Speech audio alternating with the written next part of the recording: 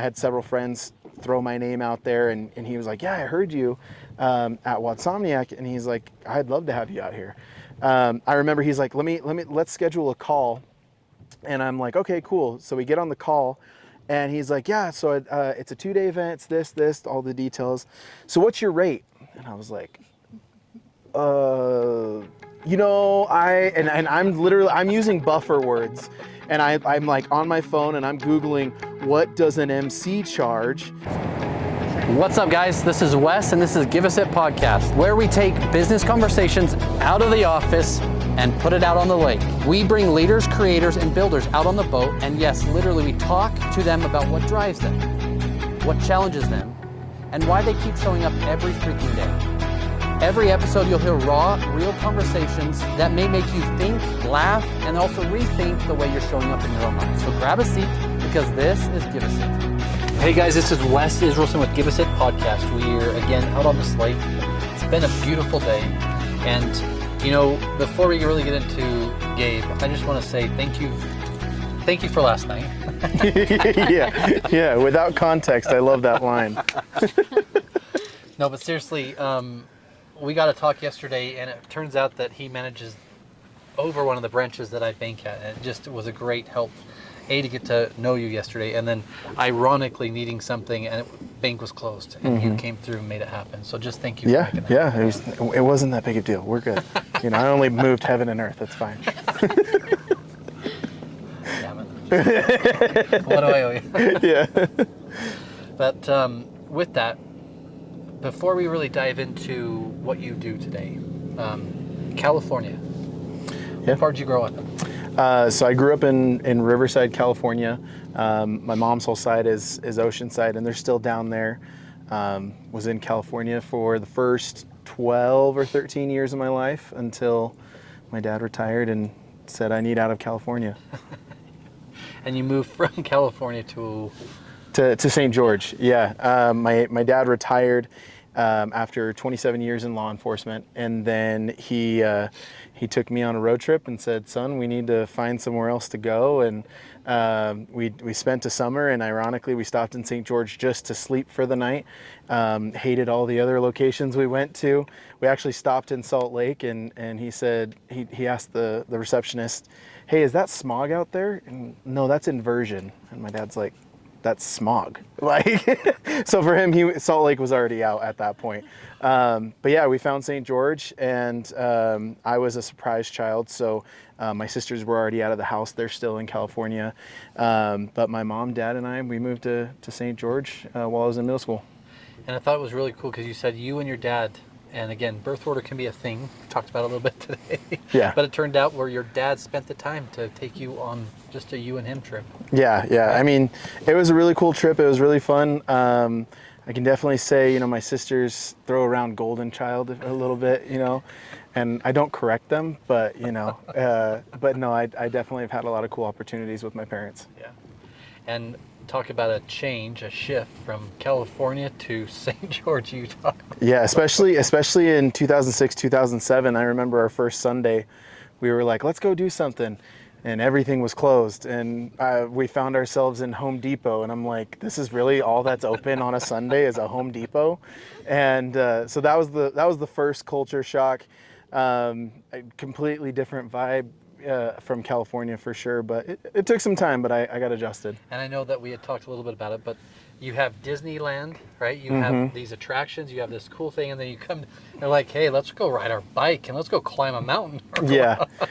It was, I mean, when you wanted fun things to do, you know, your friends' parents are going to Disneyland, or they're going to Castle Park, SeaWorld, Knott's Berry Farm. You have all this stuff in California. And, you know, when I made some friends, it was like, we're going to go ride to this trail and we're going to walk. And I was like, what? Like, this is fun here? Like, and, you know, it adjusting, but at the same time, like, I came to love it. And, I mean, there wasn't a day that I wasn't on my bike. And, you know, I definitely think I had a funner, more real childhood moving to Utah than in California. And do you remember what kind of cool bike you had, or what kind of bike you had then? You know, I don't. I know that before I left California, I had a really nice Mongoose, and I left it in our alleyway thinking it was safe, and it was gone. So I don't think my parents cared to invest in a more expensive bike. So I'm sure it was just a Walmart bike, but you know, I rode that thing into the ground. So. That's awesome. And growing, I mean, so middle school, I think, right? We talked about up through high school there. Like, what did you play sports? What part of St. George did you really love? I mean, I know my wife loves the Red Rocks and how beautiful some of the atmosphere is different than I do, but yeah. I mean, so middle school to high school, there was definitely a shift. I grew up at sports, soccer. I did football. I had a lot of fun doing that. And then I remember my sophomore year, I went for the soccer team. I made it to the final cut. There was 3 total cuts, and I didn't make it. And I didn't make the team, and I was kind of like, man, I don't know what to do. Teenage years, you're already kind of trying to figure yourself out. You're like, I don't know who I am. I'm having a midlife crisis at 14, 15, you know, whatever. Life is over. Yeah, exactly. And I was taking a class, and a tech class, and the teacher required that if you were in one of her theater classes, you had to audition for one of the shows. And so I ended up auditioning, and they made me audition for a musical. I'm like, that's rude. You don't know if people sing or not, and you're gonna make them, like, it's required for this class to audition. I auditioned. Like I said, I was a surprise child, so my music taste was a little different than kids my age. You know, I more so listened to like Motown, and if anybody knows Blood, Sweat, and Tears, that was my favorite band at 10. Like, I was a weird kid in regards to music, so you know, I sang a Motown song, and then all of a sudden they're like, hey, you have this song in this play now. And I was like, what? And it was just weird. But I fell in love. Sports. Yeah, yeah, exactly. It was probably hardest for my dad. He was like, no, what? I have a theater kid now, you know? But I fell in love with theater. I had a lot of fun with it. And I ended up changing schools because I went to Snow Canyon in St. George. I changed to Dixie because the theater teacher was well known across the state. The program was great. And I fell in love with it. So I think that was, so my junior, senior year was all theater and new friend groups, but I mean, just a different type of connection with people. And I mean, leading up to what I do now, I definitely attribute theater to how comfortable I am in front of a camera or in front of people, a lot of that. I definitely attribute it to those high school years. And I just thought it was really cool. But I play sports. Yeah. Right? And then, I mean, going through the theater, you did get a scholarship for $6,000 or something, right? Yeah, so first I had a small scholarship to go to Snow College, and I went to Snow College for 1 year. And then I auditioned for the American Music and Dance Academy out in LA. They have an LA campus and a New York campus. I got the LA one. It was $6,000, and I was like, oh my gosh, that's so much. I mean, to a high school kid, $6,000 is like making $1 million, right? And then found out that tuition was over 30 grand a year. And my parents were like, let's see if we can do this. We'll see. And didn't work out, you know, but I still stayed in the theater space a little bit. I worked at Tuacahn for a little while, and I've done some community theater things, but you know, all around, that's when I kind of stepped away from theater at that point. Yeah, and I just thought it was cool because when you find something that you didn't know you love or like, right, and you start to, as you said, you sing a Motown song, and they're like, okay, you have this, and you're like, well, that's not what it means. Yeah. Yeah. But you keep pushing yourself, and you keep going, and then you find this passion, whether it's theater or speaking or announcing, right? It was just cool to go through and listen to you tell the story yesterday, and I think it's cool to have people hear that. But yeah, your day job isn't that. No, it is not. My full-time career, I've been with credit unions for nearly 10 years. I started in branching. I've worked corporate side in talent development, helping people learn and develop and better than their careers. I pivoted for some reason into mortgages and chose an awesome time to do that. It's not as bad as 08, but that's okay. No, not as bad as that. But you know, when you get started in a full commission job and rates are at 3.5, and within 3 months they're in the 4s and then the 5s, and it was an interesting time for me to transition, but I've stuck with it. I'm still in mortgages, but now I do have a dual role where I manage a location as a branch manager in Harriman. Yes. So I manage that location, but I also get to do mortgages with it. Yeah. And what part about being at the credit union? I mean, it's 10 years, right?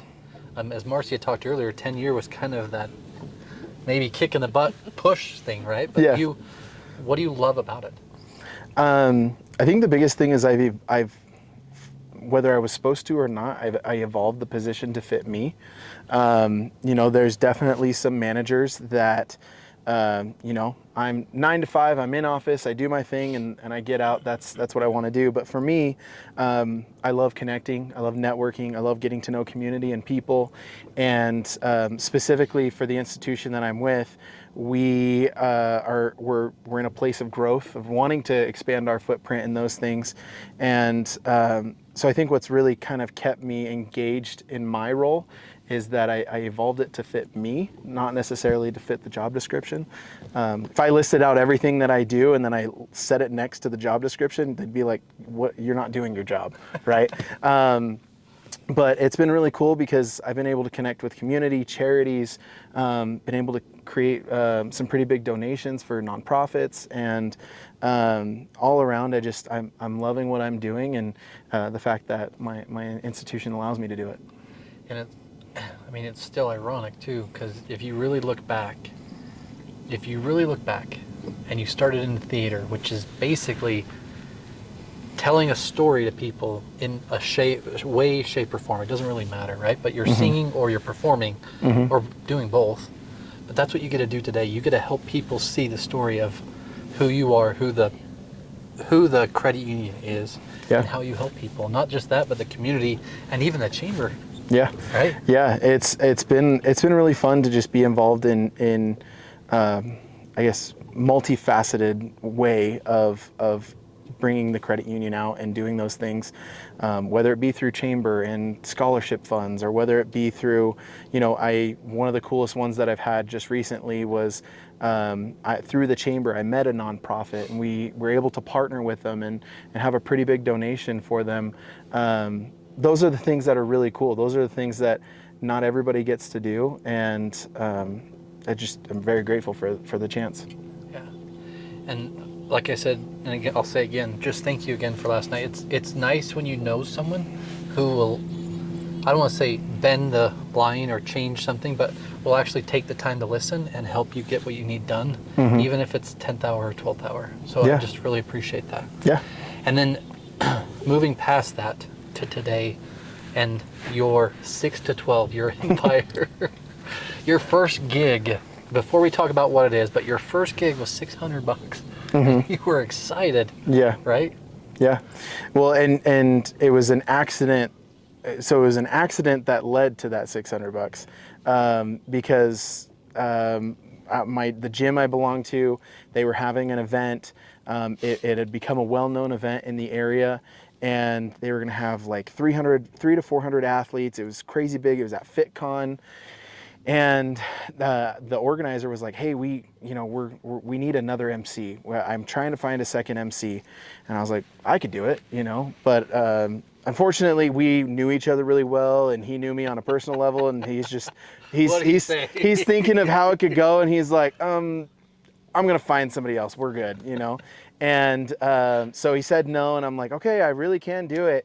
And I kept telling him, I'm like, I can do this. I can do this. And he's like, "This is going to be a train wreck, you know?" And we got a few days out from the event, and he's like, "Okay, I didn't find anybody. I'll have you be one of the MCs, but you're going to be like a sub in. You'll only fill in when our main guy needs a break." And I was like, "Okay, that's fine, you know." And I get there, and the main guy was looked at me when I told him, I'm your sub when you need it. He's like, "This is a 2-day event, 8 to 5 both days. I am not." He's like, "We're 50-50 on this, bro." And I was like, "Okay, cool. That's fine with me, whatever." and announced for this event, and I'm just having fun with it. Luckily, I knew the community. I think that really helped. I knew the people that were competing. I consider a lot of them friends. So just kind of ad-libbing and having fun and all of this stuff. And I had a lot of people come up like, dude, I didn't know you announced in this. And I was like, this is my first time ever doing it, you know?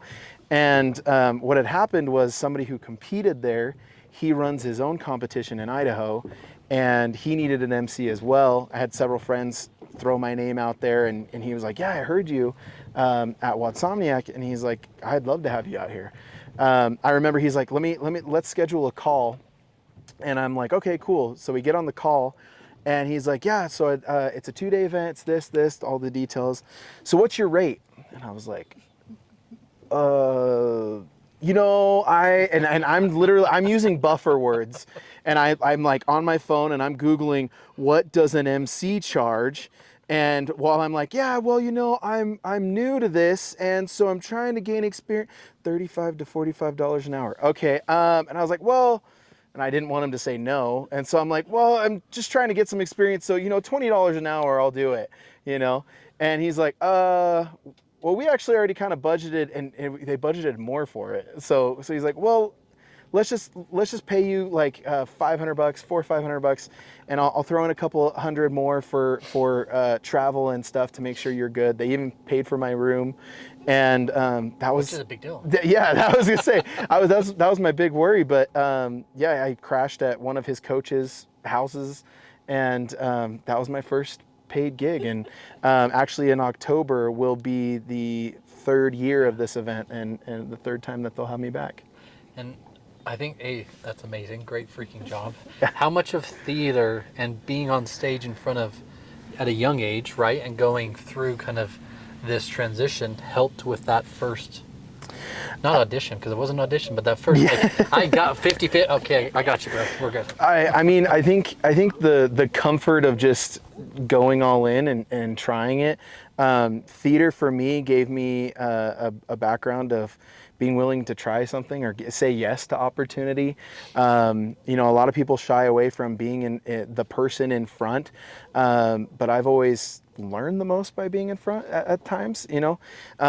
I can learn a lot by sitting with people, but by willing to throw myself out there, I've learned more about me. And I think that's been probably one of the most rewarding things for it. And I just thought it was really cool because not that just the announcing side of you, but the credit union side of it, you get the same person. Mm-hmm. I mean, you went above and beyond yesterday. Now, you didn't have to, right? We didn't know each other really, but you took the time and you also said, no, I got you. Yeah. Like, it's really cool to have someone that pushes through some things that may be an obstacle or, let's say, a challenge to other people. Yeah. Right? Being on stage in front of how many people? Like, this 3rd year coming in October. Mm-hmm. How many people are going to be there? This one specifically, it'll have a couple thousand spectators. Yeah. And you're in front of it. Yeah. Does it make you nervous? You know, there's nerves, and then there's just more like, I just want to get going, you know. Maybe at the beginning it was nerves, and now it's just like, I'm just ready to have fun with the people there. And so it's more excitement now. And it's so cool because Marcy had said it, and I just wanted to say it, like, this morning I'm getting ready to pull the boat out of the backyard. And my daughter's like, oh yeah, Dad's going podcast. I'm going to be famous. My dad's going to make me famous. Like, Mom and Dad made you, but you will make yourself famous. Yeah. Right? Yeah. But it's cool to see even your son gets to see this transition because they get to travel with you. Mm-hmm. Like, yeah. you'll spend the time to make sure your family is the most important. Yeah. Your wife will get to go with you. Yeah, and my wife has been my biggest supporter on it. You know, I kind of mentioned it yesterday. I've had opportunities to take other roles that would move me away from Salt Lake and move me away. And my wife just kind of said, you know, you've got announcing with professional sports, you've got emceeing, you've got these things that you're kind of building up. I don't think we're done here. I think for you to really build this and do it, I think we're in the right spot. And her support means everything. Her having that belief in me, because I think everybody kind of gets that imposter syndrome, you know, they kind of think like, oh, am I really the best person for this job? But no, she means the world to me, and her support means everything. And we had talked about it, not that she's from Utah, right, because she's from Nevada, but Miranda, Myranda, Myrranda. So Myrranda. So extra R, one less A. But I always tease. I do always tease her because I'm like, I know you're from Nevada, but you have Utah spelling, so nobody would guess that you're not from Utah. But yeah, so love her to death. How many years you guys been married? So we have been married. January will be 9 years. Congratulations. 9 years married. Yeah. And you guys got to also, like we talked about with Sarah, you got to spend some time together before, because you have a 1-year-old. Yes, right? yeah. Probably more time than my mom would have liked, but we definitely got a lot of time together, and we just celebrated my son Theo his first birthday this last weekend. So.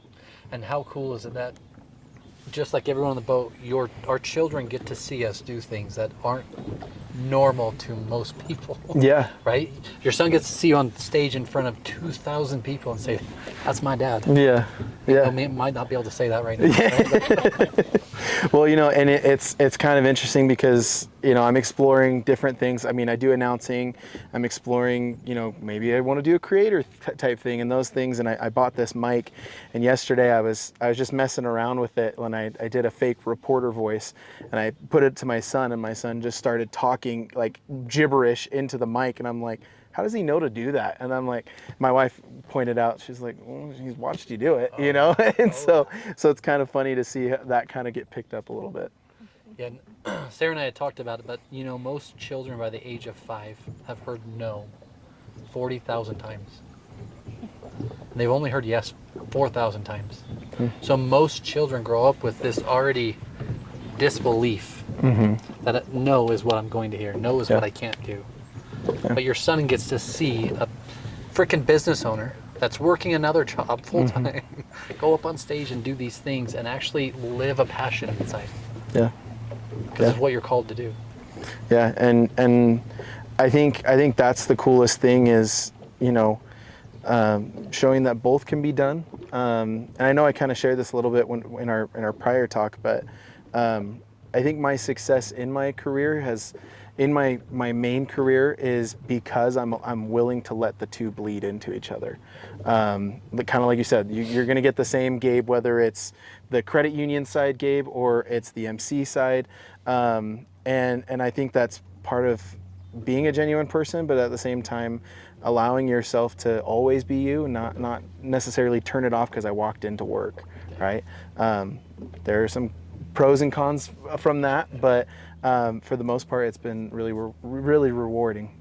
And everyone here has heard it, but when you fit the mold, your mold is you.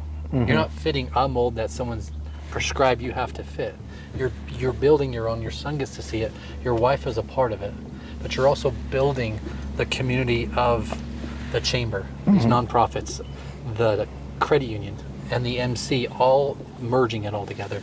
And there's no going back, right? Yeah. I've definitely been learning that there's not really a kill switch. So. Yeah, I mean, it's gonna be hard to shut it off. It's gonna be hard to stop it, which is cool because it challenges you, and at times you're like, man, why did I do this thing? Like, why do I? Yeah. So what would you tell someone that is ready to get on stage today and they're afraid to do it? I mean, be willing to stumble. I don't know. I think that's that's definitely what I learned was early on in announcing. It was like, well, I don't want to say the wrong thing, or even I'll say something and I'm like, did I really just say that? Like, did that, or it didn't come out the right way, and I'm like, oh my God, how many people just heard that, right?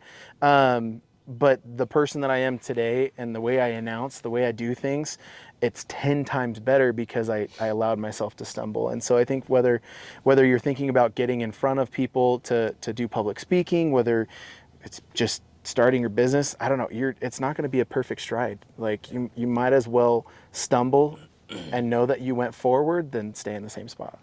And stuck would be the word I'd use there. You're either stuck or you're learning. Like you should always continuously learn. Yeah. As a leader in anything you do, whether it's just being a father or a husband or a business owner, it doesn't matter, or even an MC, you're always learning. Yeah.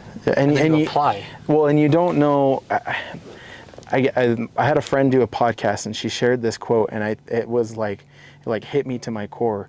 But she said, don't hide your talents and call it humility. And for me, that was something where I was like, oh man, like I don't want to be so outspoken and seem cocky or seem this. And then, but the flip of that is staying in a corner and staying like kind of shrinking yourself to fit a different mold. And as I'm still continuing to learn, like it's okay to be more outspoken about what your true talents are, what your true passions are. And as Sarah said earlier too, like, I mean, show it to the world, because the world needs to see it. Yeah. I mean, they really do need to see it. Yeah. So it's really cool. And what does the future look like for you? And I know that you have this event that you're going to go to, and you have to pay to go. Yeah. But it's just for the pipeline ROI in the future, because you understand what you're building. Yeah. Right. Especially in the announcing space, not everybody knows you. Not everybody knows whether you fit their event or those things. And so my wife and I talk about events. There are bigger events that I can go to, but I'm not getting paid to go. It's a volunteer, and the goal of that is to make connections, get my name out there, have people want to essentially work with me again. This trip, it's probably going to cost us, my wife and son are coming out with me, hotels, everything. We're probably looking at $1,500 or more to go do this just to get my name out there. I did the same event in Miami 2 years ago. That one with flights and everything, that was over $3,000 to do that. And looking in hindsight, I definitely feel like those were worth it. In the moment, it's like, did I just really spend this kind of money to do something for free, you know? But it's come back. It's come around. And again, because I just want people to understand, a business that's someone's starting a business today, and they're like, I have nothing in my bank account, but I know I need to do this thing. I'm going to put it on my credit card. It's going to be $2,000. Mm-hmm. What would you tell them? I mean, first off, be clear. I know a lot of people, especially with being in a financial institution, that we help businesses open their accounts and those things. And you got to be clear first on what you're doing, right? If I'm going to make that investment, especially if I'm putting myself in debt to do it, I've got to be clear on what I'm doing. It doesn't have to be a perfect action plan, but I need to know my next steps and follow through. That's the biggest thing. You got to be willing to see it through for the next 6 months, year, however long it's going to take. And you have to build some sort of follow-up process in there, and outreach and things different. That, like you said, I know that you know DJ D Smooth, right? And he talked about on his episode 25 touch points a day. 25. He knows if he does 25 a day, he knows he's good. Yeah. Right? Yeah. So at least you understand from starting. It might be narrow focused in some ways, but you know, going to this event, I need to talk to 10, 30, 50, I need to make 50 connections. I don't know if that's a number, right? But let's say I need to make this many connections. Yeah. Because I know that 5 of them will turn out to a gig in a year or 2 years, right? Yeah, and I mean, I can even say several of the media people that I've met from that Miami event, they've referred me to other events.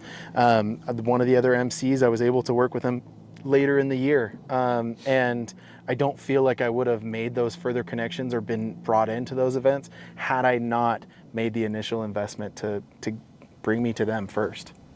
And if there's someone getting ready to be, whether it's a DJ, whether it's an announcer, right? They have this inner desire. What would you tell them if they want to start today? I mean, first be yourself and just always be willing to learn. I mean, I recently had a really cool opportunity where somebody wanted to MC, and this event was like, yeah, sure, we'll bring them in. And she started asking me all these questions. Well, how do you MC? How do you this? How do you this? And I'd never actually taught anybody, but it just started flowing when I was talking, and I'm like, oh crap, I know what I'm doing. Like, what? When did that happen? And it was a really cool moment. And her and I actually have another opportunity to MC with each other next week in Harriman. And yeah, it's been a fun ride. You know, I see in the future shortly that you're going to be a coach on people that are trying to become an MC. You're going to be a coach for it. You know that? You know, I hadn't thought about it, but I think I don't know. Maybe we'll see. What would stop you if you just taught that lady how to do it, and now they've called you back for another thing? I mean, what does success look like in that? That's exactly what it looks like. and you Yeah. helped maybe not guide the way she needed to do it, but you guided her to say what she needed to say, or taught her what she needed to do. Yeah, and I mean, even just this conversation, it's kind of mind-boggling to think like me getting the chance to just step in emceeing and I mean now helping people MC and potentially becoming a coach. I think it's cool to see how my vision back then is evolving, and there's always something I'm going to keep going. That's just freaking melts my heart. That's freaking awesome. And you're doing a great job. Now, what type of events are you looking to MC? Like what type of things, if someone's looking for someone to, let's say, whatever the event is, what would that be? What would people... Yeah, I mean, primarily I do a lot of sports announcing, whether it be through CrossFit. This last season I announced for the Utah Warriors, our Major League Rugby team. That was a really cool experience. For me and for the growth of what I'm doing, I'm not going to pigeonhole myself into sports, but I've hosted political campaigns, which is kind of weird, but I've hosted private events, galas, those kinds of things. And so if somebody's looking for an MC, I would say regardless of whether it's me or somebody else, make sure they have a sense of humor. That's the first part for me. Yeah, I mean, if you just want somebody that wants to, my goal with any event is to elevate it. I want those that attend to not be bored first off, but I want them to leave the event saying, man, like I'm so glad I went. And so if your event needs that, give me a call. And Deshaun, like I said, DJ D-Smooth, he said when I get into a room and I got my element going and I get people to start moving, just by the beat of the music, he's like, that's like my happy place. When you start getting people to fill, you can get the audience pumped for the event coming or the things happening. Like, I can see the passion there. And what's funny is when you connect with like-minded people, specifically with him, he filled in announced for one of the Warrior games. Our DJ couldn't make it, and he was there. And I have never danced so much during a rugby game. And we got done, and I had people coming in like, hey, that wasn't the normal DJ. Who was it this time? Like, and funny enough, that Idaho event that we're going up, I mean, I knew his talent, and I referred him up, and he ended up getting hired. So he and I are actually doing the Idaho event together in October. Let's go, Deshaun. Yeah, it's gonna be a lot of Great fun. job. Yeah, it's gonna be tons of fun. And what does the future look like to you? You know, I don't know. I'm not totally clear on what it looks like, but what I know is it's going to include my wife and son. And for us, it's going to be just staying true to each other. Success for me is just knowing that I can bring it home. It doesn't have to be completely my success. I mean, when I succeed, my wife succeeds. When my wife succeeds, I succeed. And I think that's my goal for the future, is just that her and I and our son and any future kids, I'm not saying it has to be now, babe, but any of our future family, that we do it together and we move forward together. That's cool. I love how intentional you are with your family too. Like, it's super important as a leader of anything, or a business owner, or whatever you want to call it, that you take the time to have that support, or that also give support back, right? Not that she has a job, but she has the most important job, which is being there with your son and raising it, or raising your son to be a great human being, right? And you both chose that she wants to work from home, or be at home, not work from home, but work because it's work. Yeah. I don't care what anyone tells me. And just to throw out, even around that, she wants to earn her own income, and she started flipping furniture, and she has her own side bakery and everything. And the entrepreneur spirit that I might have, it's all from her. She is the blueprint, I would say. And there's a superpower when you connect with someone so deep, and you both feed off that power and help push each other in those directions that you have your passion. Your son gets to see his mom and his dad run businesses. That's freaking amazing. Yeah. This world needs more of that, by far. So, is there anything you'd like to say? Anything else you'd like to share? No, I just, I think one of the things I learned early on is just learn from every experience, whether it was when you were a kid or in a job. There's always something to be learned. Specifically to my parents are my heroes. My dad, he taught me respect. He was the military guy into law enforcement, and my mom just always taught me to be curious about other people. My mom could talk to a rock. Like she could talk to anybody, and I think I've learned a lot of that from her. And my mom has just made friends in the weirdest of ways. One of her really good friends is actually somebody who she met on a walk 20 years ago maybe not 20 years ago, when we first moved, so 15 years ago, I'm doing the math. But when we first moved to St. George, she saw a lady consistently on a walk. They're now best friends. They see each other every week. But she's always curious about other people, and I think that's one of the biggest things I've pulled from my mom, and I think it's helping me today. Yeah, and I wanted to highlight this just before we wrap up, that, be yourself. Just be yourself. Yeah. But also don't be afraid to blend your person, because you can't, as a business owner, shut off your personal life from business. There's no way to do it. So blend those two together, be who you are, and show the world what you can do. Exactly. Right? Exactly. What do you have to lose? The fear of taking a step is what people have to lose. That's it. Yeah. So, I just want to say thanks from Give Us It Podcast. Thanks for being out here.